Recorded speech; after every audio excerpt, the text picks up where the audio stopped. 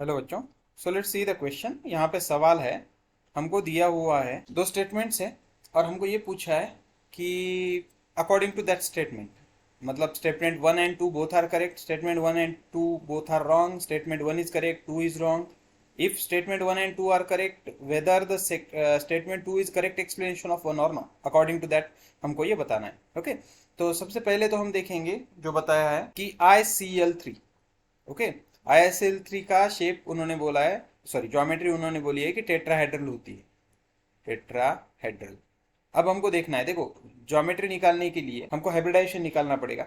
Okay, hybridisation निकालने का formula क्या है? Z is equal to half of number of electrons in central atom plus negative charges minus plus charges plus monovalent atom, monovalent atom. Okay, अब यहाँ पे देखो Z is equal to half of number of electrons in central valence electron, ना actually number of valence electron.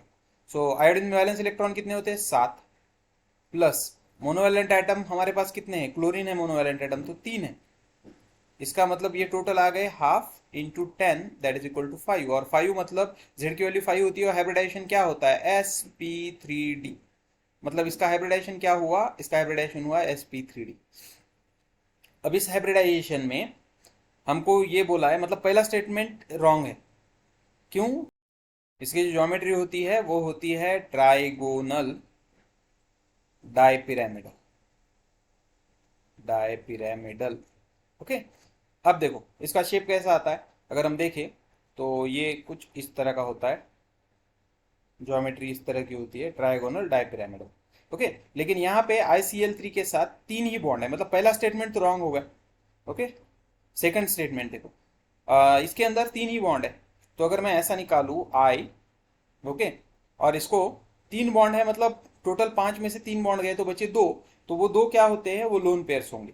Okay, और हमको मालूम है lone pair हमेशा क्या करते हैं? इक्वेटोरियल पोजीशन लेना चाहते हैं। मतलब इसके अंदर Cl इस तरह से होगा, तो ये दो जो पोजीशन है ये तुम्हारी लोन पेयर की होगी। मतलब ये बन गया तुम्हारा क्या? ट्राइगोनल। और यहाँ पे क्या आया? Cl। यहाँ पे क्या आया? Cl। मतलब इसके अंदर दो लोन पेयर्स है। तो यहाँ पे क्या बोलता है इसकी ज्योमेट्री, अगर हम इसको रोटेट करें तो ये कुछ इस तरह से आएगा, टी शेप। ओके, तो its shape is T shape and due to the presence of two lone pair of electron. मतलब स्टेटमेंट 2 करेक्ट है लेकिन स्टेटमेंट 1 रॉन्ग है। तो ये हमको दिया हुआ है ऑप्शन नंबर यहाँ पे, if statement 1 is false but statement 2 is true. So this is the correct option. So hope you understood it well. Best of luck.